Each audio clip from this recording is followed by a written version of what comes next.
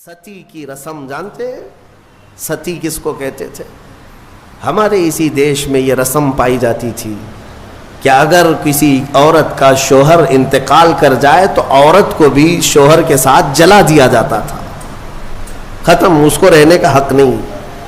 बाद में चल करके इस रस्म को थोड़ा सा कम कर दिया गया और कहा अब जलाएंगे नहीं, लेकिन विधवा को जंगल में छोड़ाएंगे। उसको मुआशरे में रहने का हक नहीं है, उसको जंगल में छोड़ाएंगे, आबादी से बाहर रखेंगे, इसलिए कि विधवा अगर आएगी तो ये अपशगुन होगा। आज भी है ये नाटक, आज भी है। अगर कोई बेवा औरत मजमे में आ जाए तो उसको अपशगुन समझती हैं। आज के भी कई मुआशरे मौजूद हैं। लेकिन इस्लाम पर उंगली उठाने वाले पहले पढ़ो इस्लाम को। मेरे आका सल्लल्लाहु ताला अलैहि वसल्लम ने 10 शादियां फरमाई, जिसमें से 9 औरतें ऐसी हैं जो सबकी सब बेवा थी। बेवा को मेरे आका सल्लल्लाहु ताला अलैहि वसल्लम ने निकाह के जरिए से अपना करके दुनिया को यह बताया कि बेवा अपशगुन नहीं होती, बल्कि अगर तुमने उसको अपना लिया तो उसकी बदौलत अल्लाह तुम्हारी दुआएं कबूल करता है। बेवा को इस तरह से निकाल करके बाहर कर देना, ये सब मुझे हैरत होती है। आज वो लोग हमें औरतों के हुकूक सिखाने आए हैं जो कितनी तो औरतों को जला दिए, कई औरतों को बेयारो मददगार छोड़ दिया, जिंदगी भर उनके लिए शादी करना हराम कर दिया। एक बार शोहर मर गया तो दूसरी बार शादी नहीं करना। वो लोग हमें औरतों के हुकूक सिखा रहे हैं कि औरतों के हुकूक क्या होते हैं। जो जंजीरें डालकर खींचते थे वो हमें औरतों के हुकूक सिखा रहे हैं। हैरत नहीं है? ये मसला ऐसी ही है कि अगर शैतान आपको नमाज के लिए बुलाने आ जाए, उससे ये पूछो तुम कब से शरीफ हो गए। तो ये दुनिया ऐसी है जिन्होंने औरतों पर जुल्म का एक नंगा नाच नाचा है, और वो हमें आज बताते हैं वुमेन्स राइट्स हैं, औरतों के हुकूक हैं। औरतों के हुकूक अल्हम्दुलिल्लाह मेरे मुस्तफ़ा ने बताए हैं। हाँ, कल भी मैंने बताया था अगर घर में बेटी पैदा हो तो रसूल पाक सल्लल्लाहु अलैहि वसल्लम ने उसे जन्नत की बशारत अता की।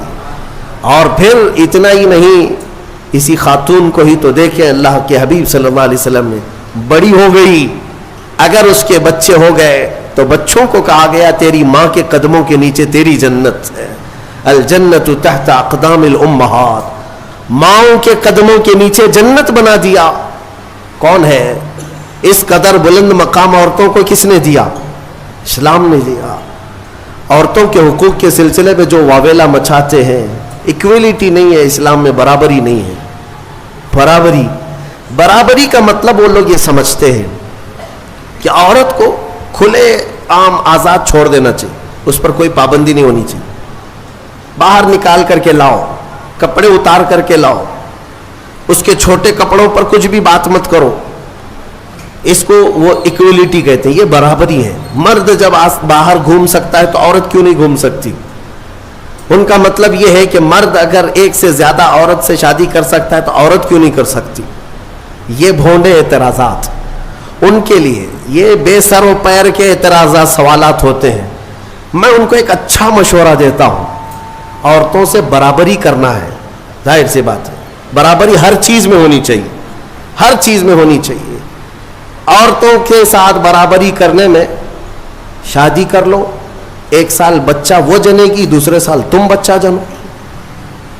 एक साल वो हमल की तकलीफ उठाएगी, दूसरे साल तुम हमल की तकलीफ उठाओ। भाई सारी तकलीफें औरत को ही क्यों? हो सकता है ये पॉसिबल है?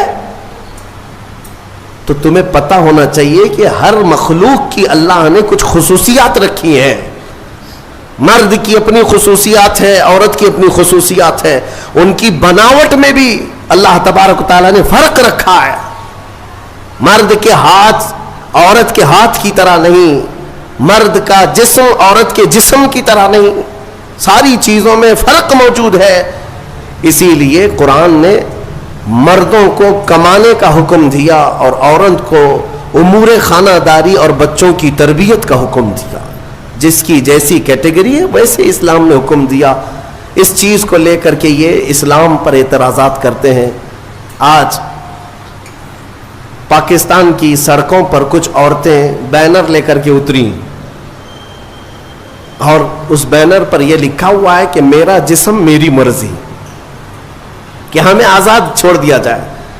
4 دیواری ہمارا گھر نہیں ہے, پوری دنیا ہماری ہے. یہ وہ جانور عورتیں ہیں جنہیں جنگل چاہیے, جنگلیوں کی طرح سے وہ زندگی جینا چاہتے ہیں. یہ سارے خیالات کس نے ان کے ذہنوں میں ڈالے؟ یہ وہی دنیا جو ہمارے معاشرے کو تباہ و برباد کرنا چاہتی ہے. میں اپنی بچیوں سے کہنا چاہتا ہوں, ان کے میٹھے چپڑے نعروں میں مت آنا, یہ تمہیں کہیں کا نہیں چھوڑیں گے. آج جاؤ یورپ کو جا کر دیکھ لینا, امریکہ کو جا کر دیکھ لینا, وہاں پر پورا نظام درہم برہم ہے. جو پوش کہتے ہیں نا, وہ صرف اور صرف پیسے میں پوش یا پھر عیاشی میں پوش نظر آتے ہیں. اخلاق جو انسان کے ہیں وہ مر چکے ہیں, مر چکے ہیں. پرسنٹیج کے اعتبار سے دیکھا جائے تو اب میں ایگزیکٹ نہیں بتا پاؤں گا, لیکن بہت زیادہ پرسنٹ ایسا ہے کہ وہاں شادی کا نظام ہی ختم ہو چکا ہے. شادی کا نظام ہی نہیں. لڑکا کسی بھی لڑکی کے ساتھ زندگی گزارتا رہے, بچہ ہو جائے, 2 ہو جائے, اس کے بعد دونوں کہتے ہیں اب شادی کر لیں ہم لوگ. 1-2 بچے ہونے کے بعد پلان کرتے ہیں کہ شادی کر لیا جائے. اس وقت تک شادی ہی نہیں ہوتی. اگر انڈرسٹینڈنگ ٹھیک رہی تو آگے شادی کر لیں گے 2 بچے کے بعد, نہیں تو پھر چھوڑ کر کے پھر کسی اور کے ساتھ.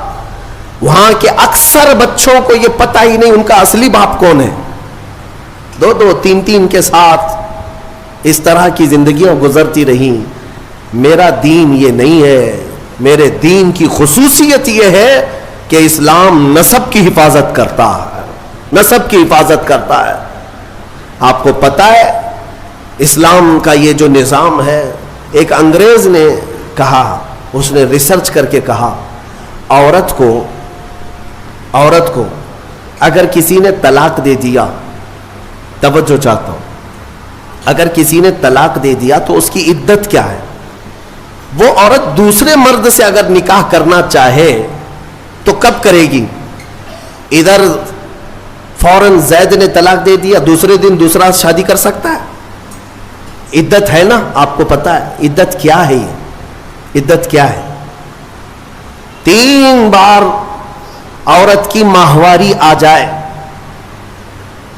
طلاق کے بعد 3 بار عورت کا حیض آ کر ختم ہو چکا ہو, 3 بار حیض آیا اور 3 بار وہ پاک ہوئی, تب اس کی عدت ختم ہو گئی. اب وہ چاہے تو کسی اور سے نکاح کر سکتی. یہ طریقہ ہے شریعت اسلامیہ میں. یہ کیوں رکھا گیا؟ ایک دانشور ہے, بڑا پڑھا لکھا آدمی ہے, لیکن اسلام سے اس کا تعلق تو نہیں, مسلمان نہیں ہے. اس نے کہا مجھے اس بات پر بہت حیرت ہوئی جب میں نے یہ دیکھا عدت کا کیا مسئلہ ہے, اس میں کیوں رکھا گیا؟ تو اس نے کہا کہ سائنس کے اعتبار سے میں نے پوری جانچ پڑتال کر کے دیکھ لیا کہ اگر عورت پہلے والے شوہر کے ساتھ کچھ راتیں بھی گزاری ہو, کچھ راتیں گزاری اور اس کے بعد پہلے شوہر نے طلاق دے دیا, تو پہلے شوہر کا نطفہ اگر عورت کے جسم کے اندر موجود ہے تو وہ کب تک باقی رہتا ہے؟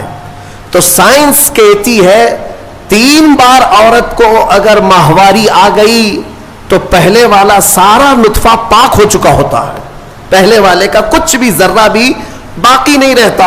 اب وہ پوری مکمل کلین ہے, تب جا کر کے وہ دوسرے شوہر کے لیے تیار ہے, دوسرا نکاح کر سکتی ہے. میرے عزیزوں, یہ میں نہیں کہتا, غیروں نے جو پڑھا ہے وہ کہتے ہیں کہ اسلام نے یہ عدت کا جو نظام رکھا ہے وہ صرف اس لیے کہ آنے والا بچہ اس کے نسب میں کوئی اختلاط نہ ہونے پائے, نسب میں کوئی اختلاط نہ ہونے پائے. عورتوں کی بھی حفاظت اور بچوں کی بھی حفاظت. الحمدللہ مجھے فخر ہے اس بات پر کہ دین اسلام نے یہ پاکیزہ نظام رکھا ہے, پاکیزہ نظام. آپ کو پتا ہے آج دنیا یہ سارا نظام درہم برہم کرنا چاہتی ہے.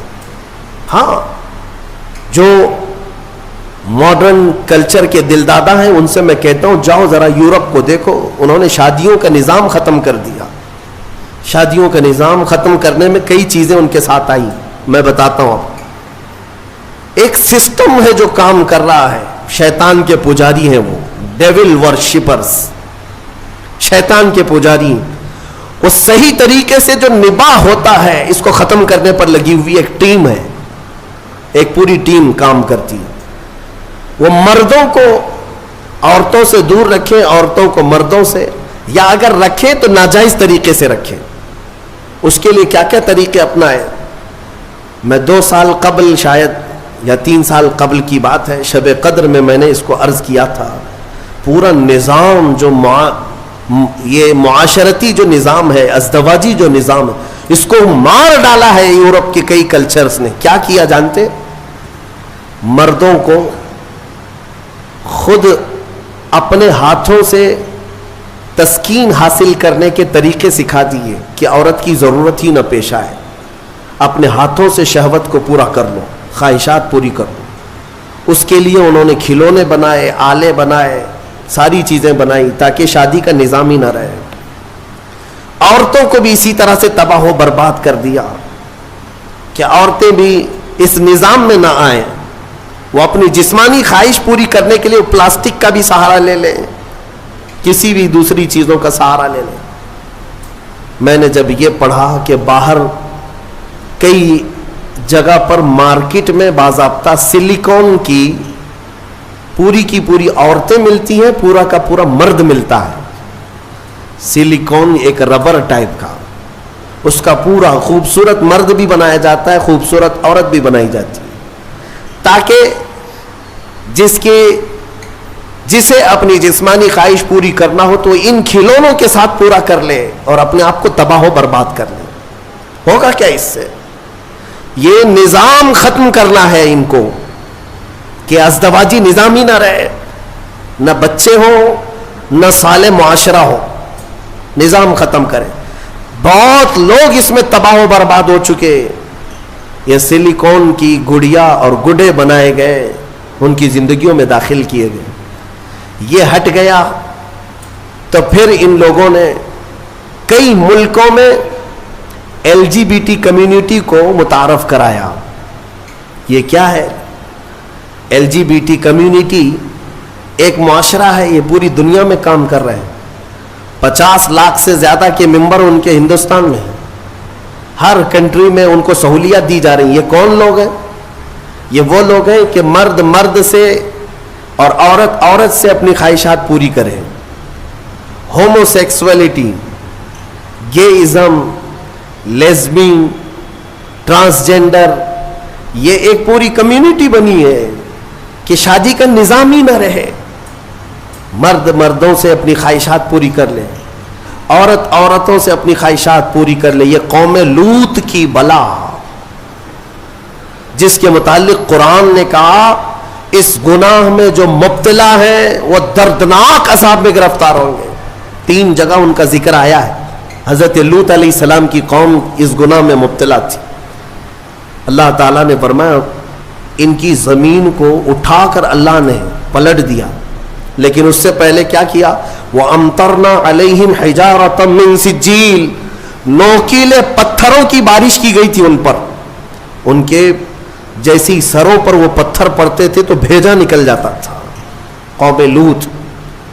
اور اس کے بعد زمین کو اٹھا کر فَجَعَلْنَا عَالِيَهَا سَافِلَهَا، اللہ فرماتا ہے بلند کیا گیا اور پھر گرا دیا گیا.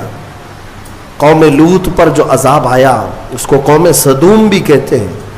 جارڈن میں کبھی آپ کو جانا ہو تو یہ وہی علاقہ ہے جہاں حضرت لوط علیہ السلام کا قیام تھا. میں نے خود سفر کیا، تقریباً 150 سے 200 کلومیٹر تک گاڑی چلتی رہے تو صرف اور صرف کالے کالے پتھر ہی ہیں. عجیب قسم کے پتھر ہیں، دیکھو تو ڈر لگے. آج بھی نہ کوئی آبادی ہے، نہ کوئی گھر ہے، نہ کوئی درخت ہے، کچھ نہیں. بہت دور تک صرف کالے کالے پتھر پڑے ہوئے ہیں. وہ کس زمانے کے پتھر اور کس پہ برسے ہوئے پتھر یہ تو میں یقین کے ساتھ نہیں کہتا، لیکن علاقہ وہی ہے جو قوم لوط پر عذاب آیا تھا. میرے عزیزوں، میرے کہنے کا خلاصہ یہ ہے کہ یہ دنیا اس اسلامی خصوصیات کو مار ڈالنا چاہتی ہے، ختم کرنا چاہتی ہے کہ صالح معاشرہ نہ رہے. ایک بات یاد رکھنا، بڑے بزرگوں نے لکھا ہے کہ جو حلال طریقے سے بچہ آتا ہے نا وہ بزرگوں کا ادب بھی جانتا ہے, حلال و حرام کی تمیز بھی جانتا ہے, اس کی زبان بھی پاک ہوتی ہے اور اخلاق بھی اچھے ہوتے ہیں. اور جو حرام طریقے سے دنیا میں آیا ہے تو پھر اس کے اندر اس کے کیریکٹر بہت خراب بھی ہو جاتے ہیں. شیطانی چکر کا وہ ایک پورا کا پورا وہ نظر آتا ہے, پیکر نظر آتا ہے.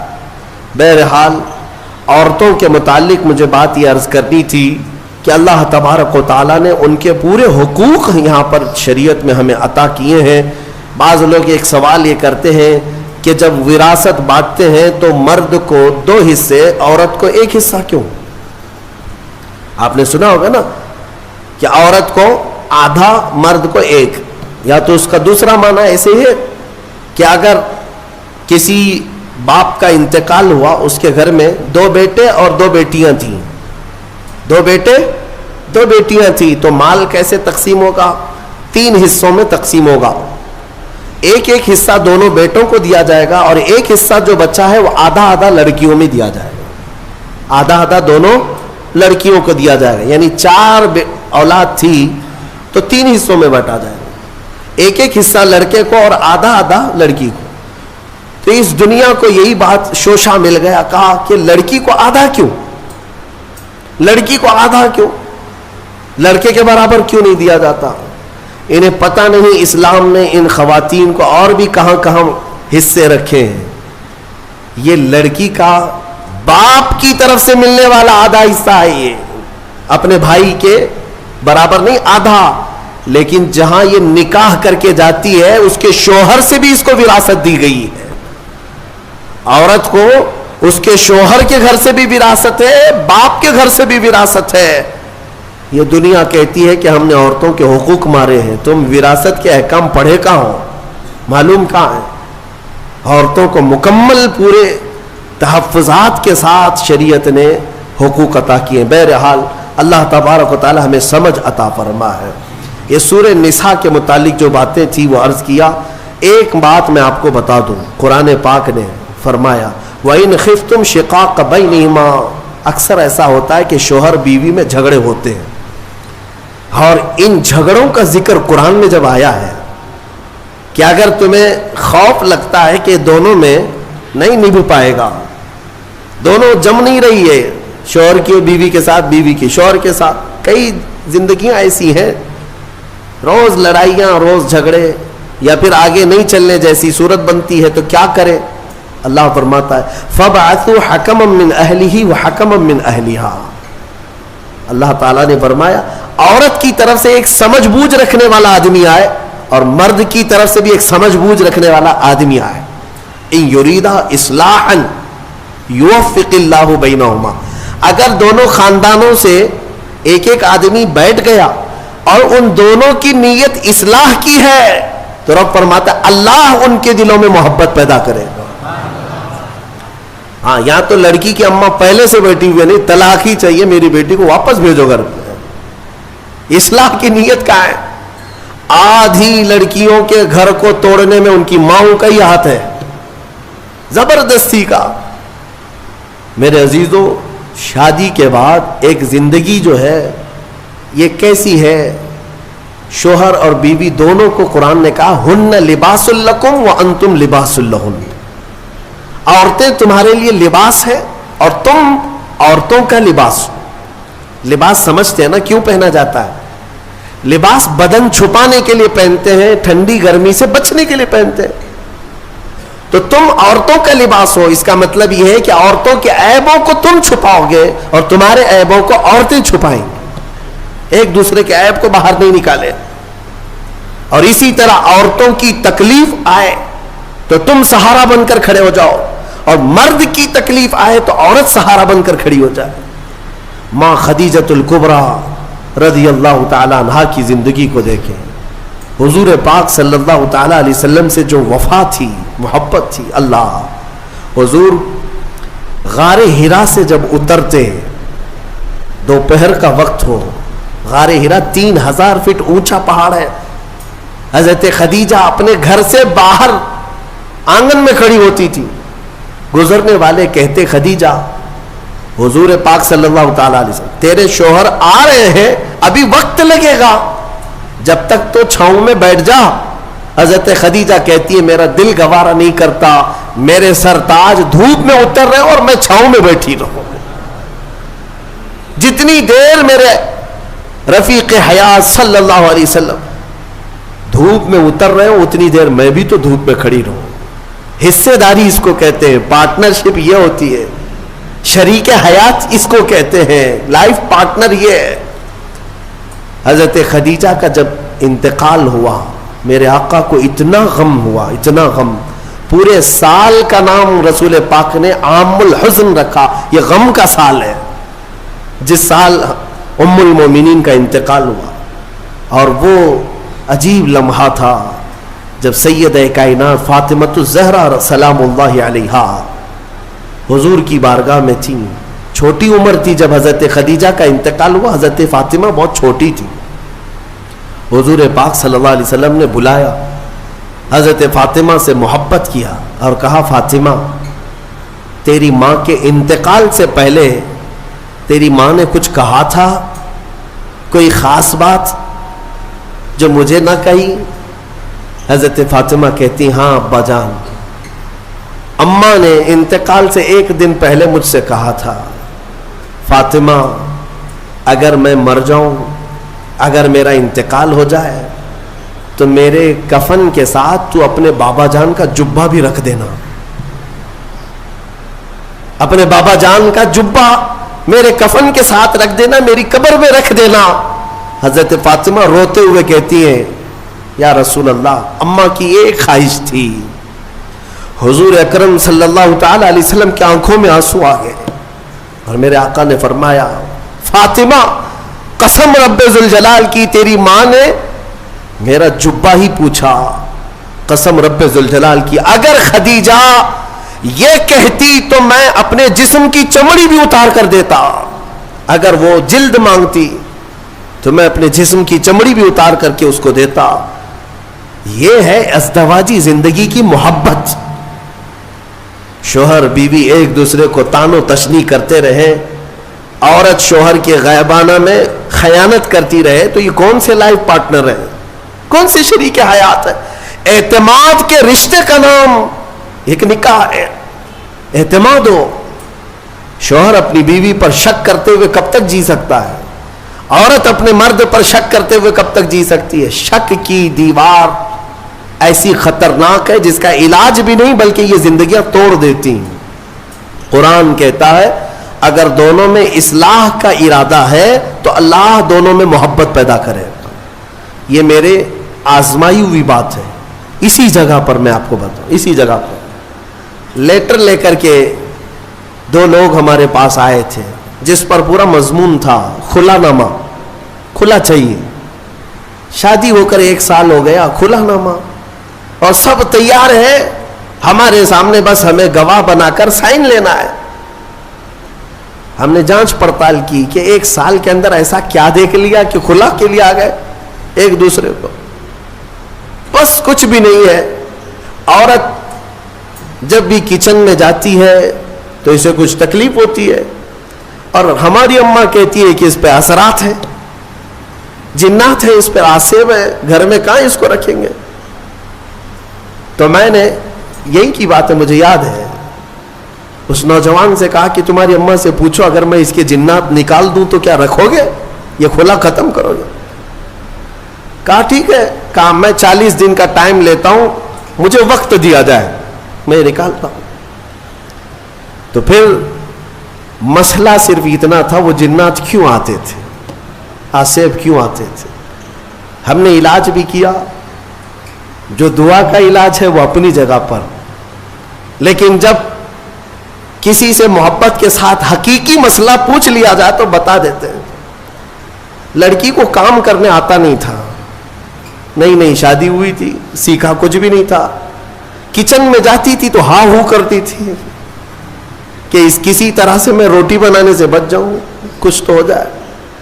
لیکن اس کی اس حرکت کی وجہ سے سارے گھر میں لگا کہ جنات ہے, اس پہ آسیب ہے. تنبیہ کیا کہ کام سیکھ لے 1 مہینے کے اندر. کب تک اس طرح ہا ہو سے زندگی چلے گی؟ خلا سے بہتر ہے کہ زندگی محبت کے ساتھ گزرے. ہو سکتا ہے نصیحت کام آ گئی, 1 مہینے کے بعد دونوں واپس آئے اور اس خلا ناموں کو ہمارے سامنے پھاڑ دیا, کہا نہیں دونوں میں اتفاق ہے, ہم رہ سکتے ہیں. آج تک الحمدللہ وہ جوڑا سلامت ہے. اصلاح کی اگر نیت ہو, قرآن کہتا ہے کہ دونوں میں اللہ محبت خود پیدا کرے گا. توڑنے کے لیے سب سے پہلے بیٹھے ہوئے ہیں, سب سے پہلے توڑنے کا ارادہ ہے.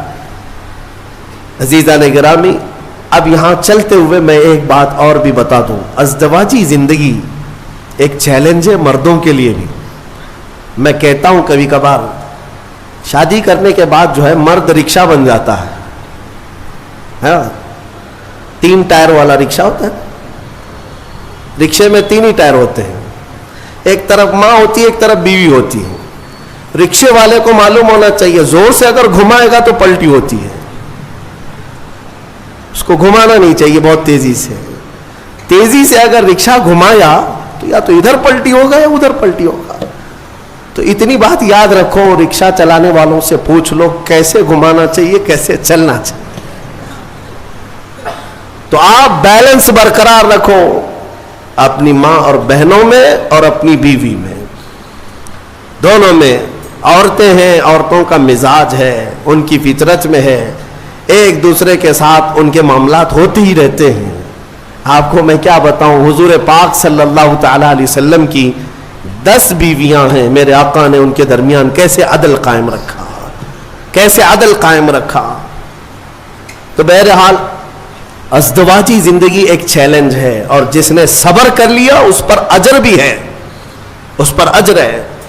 حضور پاک صلی اللہ تعالی علیہ وسلم کی حدیثوں کا ایک مفہوم یہ بھی ہے کہ عورت ٹیڑھی پسلی سے پیدا کی گئی, اسے تم پورا سیدھا کرنے کی کوشش نہ کرو ورنہ یہ ٹوٹ جائے گی. تم اسے فرشتہ دیکھنا چاہتے ہو, عورت کو ہر مرد یہ چاہتا ہے اتنی پاک ہونا چاہیے, اتنی پاک ہونا چاہیے, خود ناپاک رہے چلے گا. عورت بھی انسان ہے, اس کو اسی اعتبار سے رکھا جائے, وہ جس قدر تمہاری فرمان بردار ہے بہت ٹھیک ہے. اچھا, اور ایک حدیث میں آپ کو بتاؤں, دنیا میں اگر اللہ تبارک و تعالیٰ نے دنیاوی نعمتوں میں سب سے اچھی نعمت اگر کسی کو دیا تو وہ کیا ہے؟ بڑا گھر کسی کو ملا, نعمت ہے. دولت ملی, وہ بھی نعمت ہے. اولاد ملی, وہ بھی نعمت ہے. لیکن میرے آقا نے فرمایا اگر کسی کو نیک بیوی مل گئی تو اللہ کی سب سے بڑی نعمت ملی ہے, آدھی دنیا اس کو مل گئی, آدھی دنیا. اور اگر نیک نہیں ملی تو آدھی جہنم تو یہی ہو گئی ہے. ہاں, سارا کا سارا اس کا نظام ٹھپ ہو جاتا ہے. ایک حکیم صاحب کے بارے میں نے پڑھا تھا, وہ آپ کو بھی میں بتا دوں. اکثر گھروں میں جو جھگڑوں کی ابتدا ہوتی ہے یہ زبان کی, عورتوں کی زبان کینچی کی طرح چلتی رہتی ہے. وہ کچھ عورتیں یہ عہد کر کے بیٹھی ہیں کہ جواب تو دینا ہی ہے, جواب تو دینا ہی ہے, چپ کیوں رہے. شوہر بولتا ہے تو کچھ تو جواب دینا ہے. شام میں آتا ہے تھکا ہارا, کچھ بھی 19-20 ہوا تو جھگڑے شروع ہوئے. دن بھر جو ٹریننگ ملی ہے اماں کے طرف سے, فون میں پورا سب ٹریننگ لے چکی ہے, شام میں جو ہے کیا کیا بولنا ہے وہ سب پتہ ہے. اسی لیے میں اپنی بچیوں سے کہتا ہوں اگر نکاح کے بعد سسرال میں جا چکی تو اسی کو اپنا گھر سمجھ لو. تمہارے شوہر کے ماں باپ تمہارے ماں باپ ہیں, تمہارے شوہر کی بہنیں اور بھائی تمہارے بھائی بہنیں ہیں. اس کے بعد ایک مٹھاس تم محسوس کرو گے. ایک حکیم صاحب کے بارے میں, شوہر بیوی بہت لڑ رہے تھے, جہنم بن گئی زندگی. اس نے آ کر کے کہا کہ جتنا پیسہ لگتا ہے لے لیجئے, میرا علاج کر دیجئے اس عورت کا. کام مہنگا ہے علاج, 40 دن کا کورس ہے, میں دوائی بناتا ہوں اور پھر دونوں کو بھی دیتا ہوں. اگر دوسری نہیں لے تو کم سے کم تو لے لے, 40,000 کا خرچہ بھی ہے. کہا چلے گا. اس کی زبان سے تو بہتر ہے 40,000 خرچہ کر لوں. روز جو چپڑ چپڑ چپڑ جو چلتی ہے, پورا دماغ ادھر کا ادھر ہو جاتا ہے. انہوں نے کہا ٹھیک ہے, میں دوا بناتا ہوں اور اس کے بعد اس کا طریقہ استعمال کا بھی بتاتا ہوں. دوسرے دن وہ پیسے بھی بھر دیا ایڈوانس. انہوں نے دوا بھی بنا کر رکھی, گولیاں تھیں جڑی بوٹیوں کی. کہا کہ 2 گولیاں روزانہ رات کو لینا ہے, شوہر بیوی کے تعلقات صحیح کرنے کے لیے, جھگڑے صحیح کرنے کے لیے. وہ نہیں کہہ رہا ہوں کہ میں معجون لینا ہے, یہ الگ ہے. جھگڑا نہ ہونے کے لیے بھی دوا دے رہے تھے حکیم صاحب. تو اس کا طریقہ یہ تھا کہ منہ میں گولی رکھ کر 1 گھنٹہ تک چوسنا ہے اور خاموش رہنا ہے جیسے گھر میں جائیں. تو ان کو طریقہ دے دیا. 2 گولیاں یہ جیسی رات کو گھر جاتے ہیں منہ میں رکھے بیٹھے رہتے ہیں. خاتون آگ بگولا رہتی, اتنا لیٹ, سب کی فکر ہے ہماری ہی نہیں ہے. دوستوں کے ساتھ فلاں کے ساتھ اتنا ٹائم کیے, کہاں گئے؟ کچھ بھی جواب نہیں, گولی منہ میں ہے. جواب دیتا تو جواب کا جواب آتا, پھر جواب کا جواب ادھر سے ہوتا. اب مجبور تھا بیچارہ, گولی تھی. اس کو جتنا چلانا تھا چلائی. کہا کہ ٹھیک ہے میں بھی دیکھ رہا ہوں مجھے اس طرح سے نگلیکٹ کر رہا ہوں, میں کوئی انسان نہیں ہوں, میرے سے بات بھی نہیں کر رہا ہو. 2 گھنٹے کے بعد تو وہ تو ویسی ہی شانت ہو چکی تھی, گولی بھی پگھل چکی تھی. لیکن جب شانت ہو گئے تو رات اچھے سے گزر گئی. دوسرے دن پھر رات کو آئے, پھر منہ میں گولی تھی. آج پھر وہ چلانے لگی. لیکن عورت کو شک ہونے لگا کہ اچانک یہ سدھر کیسے گیا. دونوں رات کو جھگڑا کرتے ہی تھے, لیکن کل سے دیکھ رہی ہوں جواب بھی نہیں دے رہا, کچھ بھی بول رہی جواب نہیں دے رہا. تو خاموش رہی. تھوڑا ہی آج چلائی, اور اس کے بعد اس کو ڈر لگنے لگا کہ کہیں طبیعت خراب ہو گئی ہو. تیسرے دن پھر گولی رکھ کر کے آئے. عورت نے آج چلایا تو اسے سیریس لگنے لگا کہ آج بھی جواب نہیں دے رہا, اس کا مطلب طبیعت خراب ہے. قریب آئی اور کہا ارے میرے سرتاج بتاؤ تو صحیح, کیا تکلیف ہے آپ کو؟ 2 دن سے بالکل منہ چھپ کر کے بیٹھے ہو گھر میں, رونق ختم ہو گئی گھر کی, کچھ تو بولو.